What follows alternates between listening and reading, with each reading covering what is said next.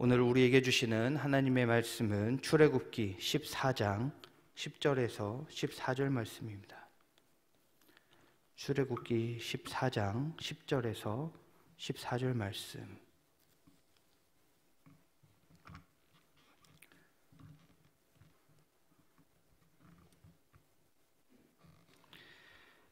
함께 합독하도록 하겠습니다. 바로가 가까이 올 때에 이스라엘 자손이 눈을 들어 본즉 애굽 사람들이 자기들 뒤에 이른지라. 이스라엘 자손이 심히 두려워하여 여호와께 부르짖고 그들이 또 모세에게 이르되 애굽에 매장지가 없어서 당신이 우리를 이끌어내어 이 광야에서 죽게 하느냐? 어찌하여 당신이 우리를 애굽에서 이끌어내어 우리에게 이같이 하느냐? 우리가 애굽에서 당신에게 이른 말이 이것이 아니냐? 이르기를 우리를 내버려 두라. 우리가 애굽 사람을 섬길 것이라 하지 아니하더냐? 애굽 사람을 섬기는 것이 광야에서 죽는 것보다 낫겠노라. 모세가 백성에게 이르되 너희는 두려워하지 말고 가만히 있어서 여호와께서 오늘 너희를 위하여 행하시는 구원을 보라. 너희가 오늘 본 애굽 사람을 영원히 다시 보지 아니하리라. 여호와께서 너희를 위하여 싸우시리니 너희는 가만히 있을지니라. 아멘. 오늘 말씀은 익숙하시죠? 지난번에 했던 새벽에 했던 말씀을 이어서 전하도록 하겠습니다. 지난번에 화요일에 했던 말씀을 먼저 요약을 하면 우리 삶에는 진퇴양난의 상황이 있습니다. 앞으로도 가지 못하고 뒤로도 가지 못하고 어찌할 수 없는 그런 상황에 처하는 우리의 삶의 모습이 있습니다. 그런 삶에 처하면 이 문제가 우리에게 찾아오면 우리는 두려워합니다. 두려워지죠. 그리고 이 문제가 생기게 된 것에 대해서 원망의 대상을 찾거나 그렇게 불평과 불만을 늘어놓습니다. 하지만 진정한 문제가 무엇이라고 했습니까? 바로 우리들의 시선이 문제다라고 이야기를 했습니다. 우리에게 찾아온 문제가 크든 작든 우리의 시선이 그 문제에 머무르고 있기 때문에, 그 문제에 고정되어 있기 때문에 우리가 그 문제를 통하여 두려워하고 원망의 대상을 찾게 된다, 이렇게 말을 했는데요. 이럴 때 어떻게 해야 한다라고 이야기했습니까? 13절에 너희는 두려워하지 말고, 이렇게 두려워하지 말라고 말씀합니다. 그래서 두려워하지 않으려고 세뇌하듯이 그래 나는 이 문제 두려워하지 않을 거야 이렇게 세뇌를 하지만 어떻습니까? 그럼에도 불구하고 두려운 게 우리 인간의 심리이고 당연한 모습이라고 생각을 합니다. 그래서 또 말씀하시죠. 13절에 여호와께서 오늘 너희를 위하여 행하시는 구원을 보라. 하나님의 구원을 보라라고 말씀을 합니다. 나를 두렵게 만드는 이 문제에 고정되어서 다른 것을 보지 않는 것이 아니라 이 고정되어 있는 시선, 문제에 고정되어 있는 이 시선을 이제 들어서 계속 함께 하셨던 하나님, 여전히 함께 하시는 하나님, 또 지금도 함께 하시고 앞으로도 함께 하실 그 하나님을 고개를 들어서 바라봐라. 홍해와 애국 군대를 보는 것이 아니라 구름 기둥과 불 기둥을 바라보아라, 이렇게 말씀을 했습니다. 이렇게 지난 새벽 설교의 내용이었고요. 이어서 또 말씀을 전달하겠습니다.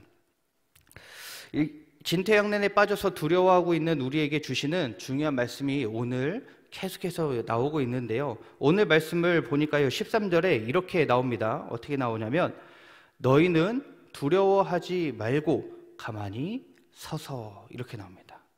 가만히 서서 이렇게 나오는데요. 오늘 말씀이, 이 말씀이요, 정말로 가만히 서 있어, 이 의미일까요?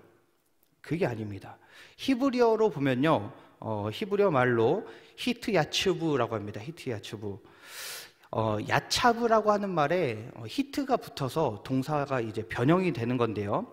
야차브라고 하는 말 자체는요, 서다, 위치를 잡다, 어디에 나타나다, 이런 의미입니다. 그런데 여기에 히트라는 게 붙어서 히트 야츠부가 되면 뜻이 좀 많이 달라집니다. 그래서요, 너희 자신을 스스로 나타내라, 이런 의미예요. 너희 자신을 스스로 나타내라.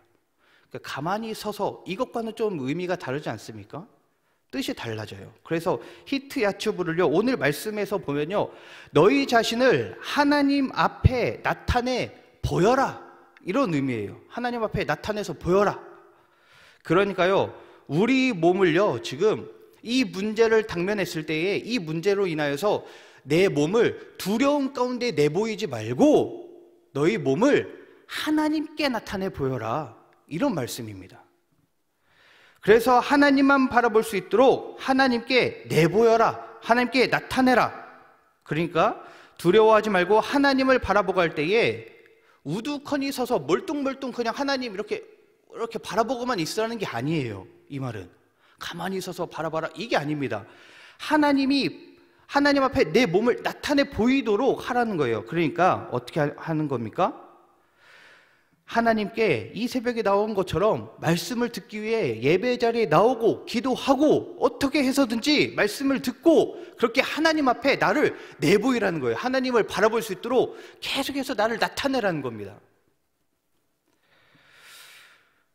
크신 하나님을 바라볼 때 이 모든 문제들은요, 작게 보입니다.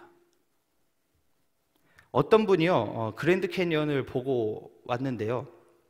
그런데 그랜드 캐니언 얼마나 어마어마합니까? 솔직히 저는 안 가봐서 모르겠어요. 얼마나 어마어마한지 모르겠는데 어마어마하답니다. 근데 이 어마어마한 그랜드 캐니언을 보고서 왔더니요, 이 설악산을 갔더니 설악산이 동네 뒷산 같대요. 어디 무슨 산을 가도 우리나라에서 어디 좋다라고 하는 그 모든 경치를 봐도 그냥 동네 뒷산 같고요. 이 어마어마한 그랜드 캐니언에 비교하니까요, 이게 아무것도 아니랍니다. 별거 아니래요. 시시하대요. 이 그랜드 캐니언이요, 이 폭이 대협곡인데 이 폭이요, 넓은 곳은요 30km에 이른대요. 30km에. 길죠. 크죠. 그리고 그 깊이가 1.6km. 그리고 이 구불지면서 가는 이 강의 길이가 443km. 어마어마합니다. 이것만 숫자만 놓고 봐도 어마어마한데, 어쨌든 이렇게 보고 나니까 다 시시하더래요. 다른 것들이.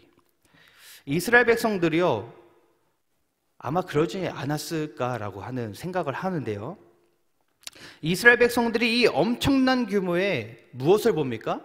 구름 기둥을 봅니다. 불기둥을 봐요. 하나님이 이스라엘 백성들을 인도하시기 위해서 주셨던 이 구름 기둥과 불기둥, 얼마나 어마어마했겠습니까? 얼마나 이 하나님의 은혜가 대단하구나, 역시 하나님은 위대하시구나, 이것을 얼마나 크게 경험을 하고 있었겠습니까?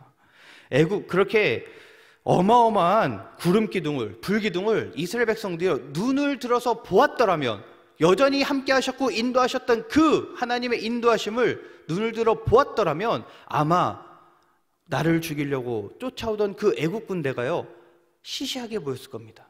아무것도 아니었을 것 같아요. 그 앞에 있는 홍해가요, 시시했을 것 같아요. 구름 기둥 앞에서, 불기둥 앞에서는요, 모든 것이 시시해 보일 겁니다. 똑같습니다. 우리에게 닥친 문제 앞에서요, 우리가 여전히 두려워하고 있죠. 그런데 우리가 여전히 두려워하고 있는 이유는요, 이 어마어마한 하나님의 모습을, 하나님의 능력을 아직 보지 못하기 때문에 그렇습니다. 이스라엘 백성들과 동일하게 우리 삶 가운데요, 구름 기둥이 있고요, 불기둥이 있습니다. 그것을 보기 위해서, 그것을 경험하기 위해서 새벽에 나오시고 예배 현장에 나오시고 말씀을 보고 듣고 해야 합니다. 가만히 서서 뜻이 무엇이라고요? 너희 몸을 하나님께 내어 보여라. 그래서 하나님을 경험해라, 이겁니다.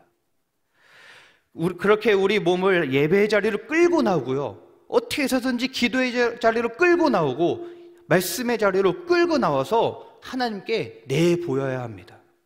하나님을 그렇게 해서 보고 경험해야 합니다. 그러면 나머지가 다 시시하게 보입니다.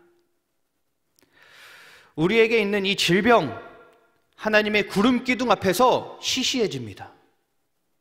우리들의 취업의 문제, 사업의 문제, 가정의 문제, 하나님의 불기둥 앞에서 시시해질 겁니다.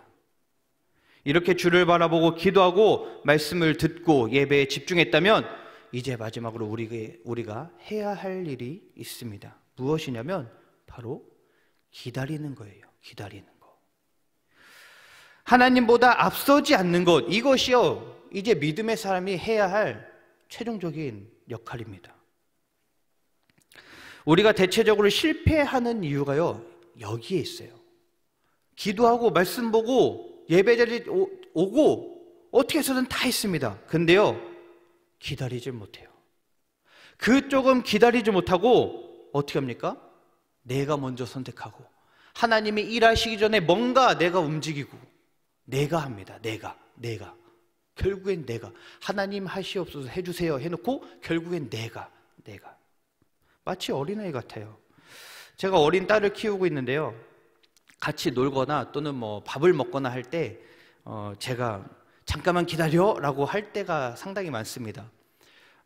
왜냐하면 뭔가 내가 해줘야지 좀 잘 되고 뭔가 실수가 없고 하는데 항상 먼저 하거든요. 그래서 잠깐만 기다려 이렇게 이야기합니다. 밥 먹을 때도요, 밥을 갖다 놨는데 깜빡하고 수저를 안 갖고 왔습니다. 그럼 잠깐만 기다려, 손대지 마 하고서 수저를 가지러 가죠.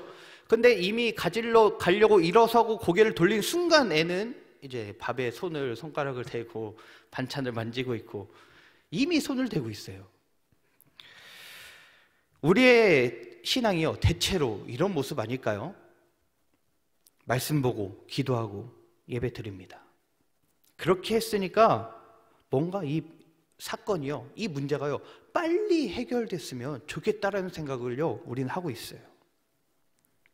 그리고 빨리 해결하려고 말씀 보고 기도하고 했지만 빨리 해결하려고 여전히 내가 먼저 일을 진행합니다.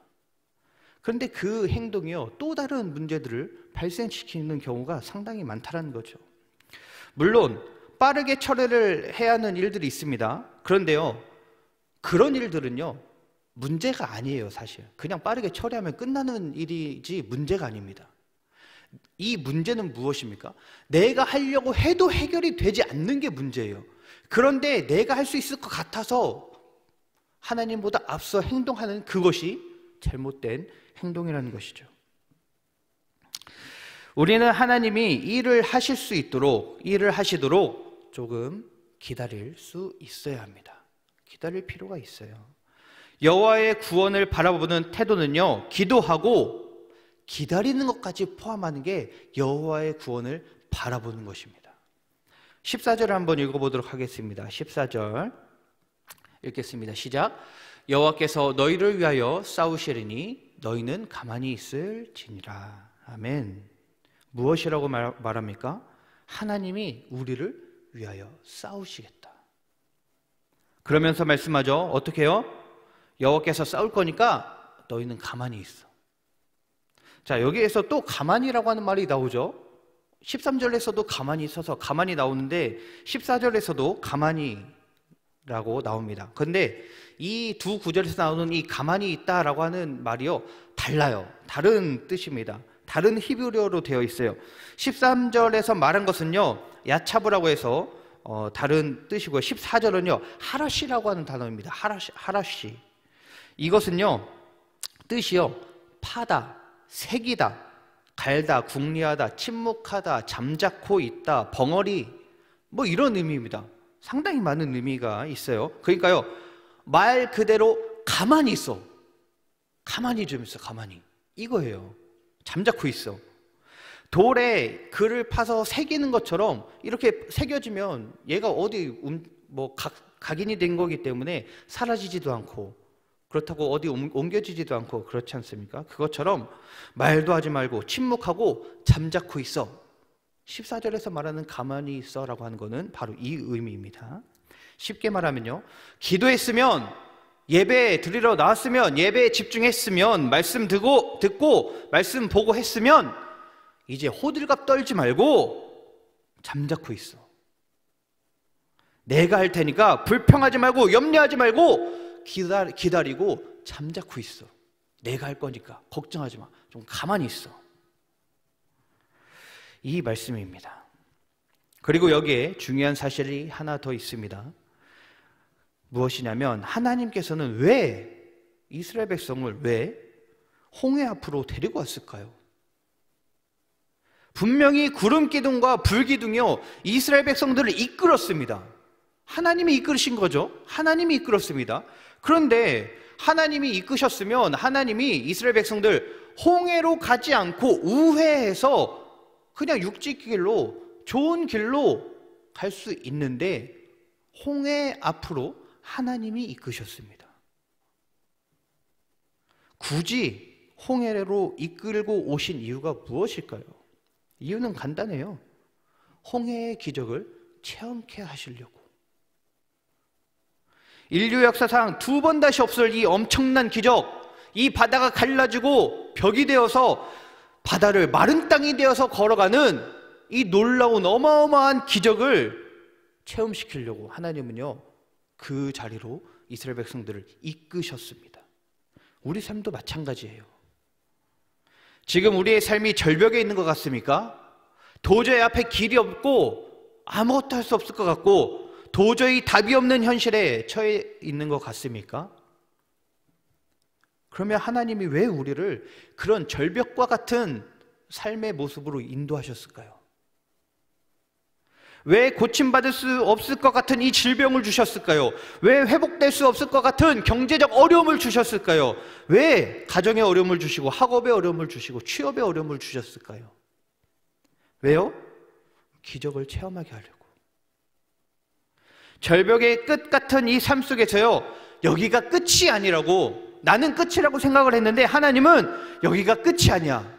오히려 그 절벽 끝에서요, 날개를 달아주셔서 절벽 걱정하지 마, 뛰어내려도 날개를 줘서 훨훨 날아오르게 내가 해줄 거야. 이 기적을 경험케 하시려고. 하나님은 그렇게 하시려고 우리를 그 길로, 그 상황으로 이끄셨습니다. 우리 성도님들, 그 상황 가운데서 여전히 하나님을 믿고 기도하셨고 말씀의 자리로 나오시고 예배 자리로 나오셨더라면 이제 기다리시기 바랍니다. 과연 우리 삶 가운데 하나님께서 얼마나 크고 놀랍고 어마어마한 은혜를, 놀라운 일을 행하실지를 이제 기다리고 바라보시고 또 하나님과 함께 동행하는 우리 성도님들 되기를 바랍니다. 우리 14절 한 번 더 읽고 마치도록 하겠습니다. 14절 같이 읽겠습니다. 시작. 여호와께서 너희를 위하여 싸우시리니 너희는 가만히 있을지니라. 아멘. 기도하겠습니다. 하나님, 오늘 말씀을 통하여 우리가 믿고 예배 중심으로 나아가고 말씀을 보고 듣고 기도하며 나아갔더라면 이제 조급해하지 않고 호들갑 떨지 않고 가만히 기다리며 하나님이 하실 그 일을 지켜보는 그 신앙을 날마다 깨닫게 하여 주시옵소서. 우리와 함께 하시고 우리를 위해 싸우시고 절벽과 같은 삶 가운데서도 기적을 체험케 하실 주님을 끝까지 의지하며 나아가는 우리 가족 공동체가 되게 하여 주시옵소서. 감사하며 예수님의 이름으로 기도하옵나이다. 아멘. 하늘에 계신 우리 아버지, 아버지의 이름을 거룩하게 하시며 아버지의 나라가 오게 하시며 아버지의 뜻이 하늘에서와 같이 땅에서도 이루어지게 하소서. 오늘 우리에게 일용할 양식을 주시고 우리가 우리에게 잘못한 사람을 용서하여 준 것 같이 우리 죄를 용서하여 주시고 우리를 시험에 빠지지 않게 하시고 악에서 구하소서. 나라와 권능과 영광이 영원히 아버지의 것입니다. 아멘.